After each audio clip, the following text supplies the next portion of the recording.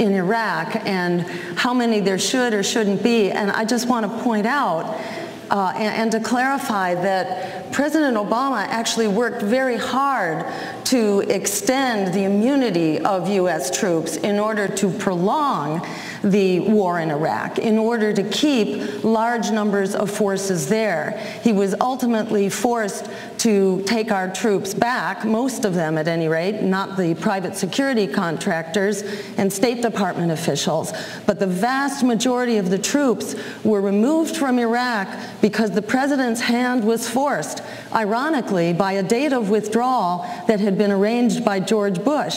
So strangely enough, it was George Bush who actually brought the troops home from Iraq under Barack Obama. Had he had his way, they might still be there with the immunity that the president sought to create. And also on this question of nuclear treaties with Russia, it's very important to point out that the vast bulk of nuclear weapons now are in the hands of the United States and Russia.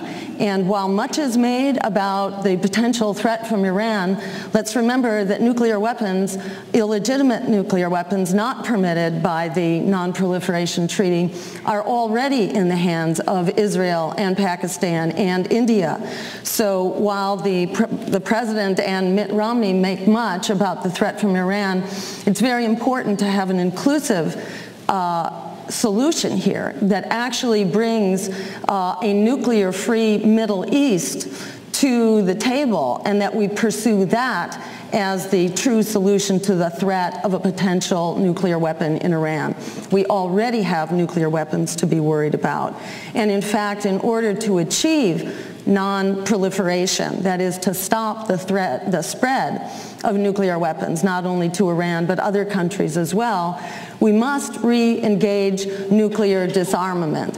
There is no stop to the spread of nuclear weapons unless those who have them also proceed with the original agreement, which was to get rid of all nuclear weapons as the basis for other countries not having them. It's really remarkable when you listen to these debates how constrained the debate really is. It seems like there are so many accepted premises between the militarist, Republican, and Democratic parties that nobody is talking about building friendly relationships. Nobody is talking about, well, we heard Mitt Romney refer to the rule of law, but do you ever hear either of these candidates talk about how the Iraq war was absolutely in contravention of our own laws and also of our treaty obligations? Certainly it was in contravention of the United Nations Charter. And under the War Power Clause of the United States Constitution, it must be Congress. Congress has the sole prerogative to determine, based on the contemporaneous facts, whether the United States should go to war. Congress didn't do that with regard to Iraq. They basically wrote a blank check out to President Bush and said, here, you decide. And it was for political cover. Even our present Secretary of State wouldn't even bother to go down to a secured room in the Capitol building to read the National Intelligence Estimate, which certainly she and every other senator would have. There are only 6 of them that actually did. But if they were making that determination, they would have found out that there were huge disagreements within our intelligence community as to whether Saddam Hussein even had weapons of mass destruction and whether he was building up a nuclear capability.